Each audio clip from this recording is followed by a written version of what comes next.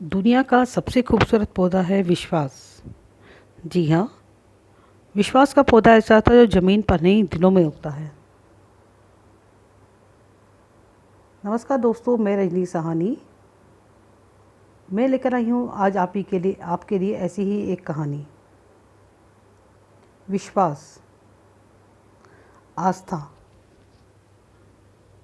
यात्रियों से खचाखच भरी एक बस अपने गंतव्य की ओर जा रही थी। अचानक मौसम खराब हो गया। तेज आंधी और बारिश से चारों ओर अंधेरा छा गया। ड्राइवर को रास्ता रास्ता दिखना भी बड़ा मुश्किल हो रहा था। ड्राइवर ईश्वर पर बहुत आस्था रखने वाला व्यक्ति था।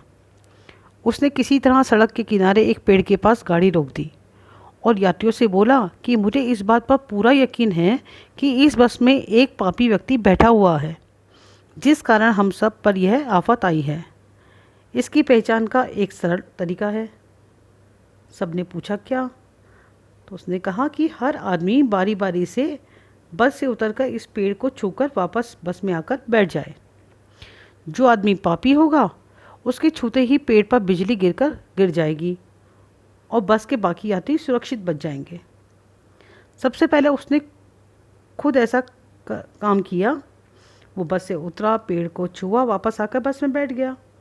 उसको देख करके अन्य यात्रियों ने भी ऐसा करने लगे।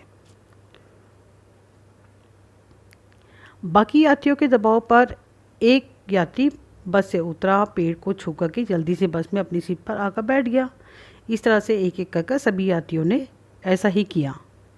अंत में केवल एक यात्री ऐसा करने से बचा रह गया। जब वह पेड़ को छूने के लिए जाने लगा तो सभी ने उसे पापी समझकर घृणा की दृष्टि से देखने लगे। उस व्यक्ति ने जैसे ही पेड़ को छुआ, आकाश में तेज गड़गड़ाहट हुई और बस पर बिजली गिर गई। बस धूं धूं कर के जलने लग गई और कोई भी व्यक्ति जीवित नहीं बचा।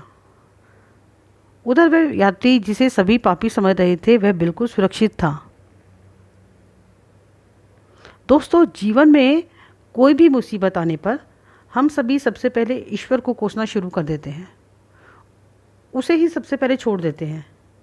यह समझने की कोशिश ही नहीं करते कि उसी ईश्वर के कारण आज हम जिंदा हैं, ठीक हैं। उसी तरह जैसे कोई भी यात्री यह समझने को तैयार नहीं था कि एक उस यात्री के कारण सबकी जान बची हुई थी।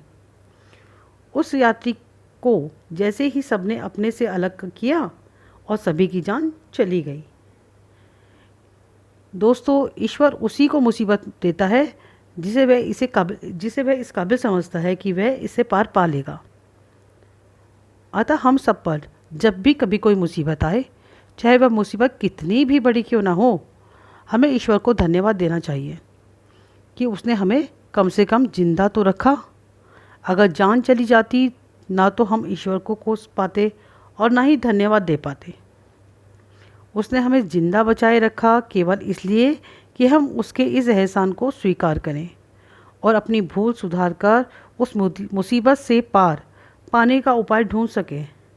मुसीबत के समय ईश्वर को कोसने से हमारी मुसीबत कम नहीं हो जाती, बल्कि मुसीबत के समय ईश्वर को कोसने के बजाय अपनी जान बख्शने के लिए उसको धन्यवाद देना चाहिए और उससे प्रार्थना करनी चाहिए कि वे हमें इस मुसीबत को सहने की शक्ति देने के साथ साथ इससे बाहर निकलने का रास्ता दिखाए।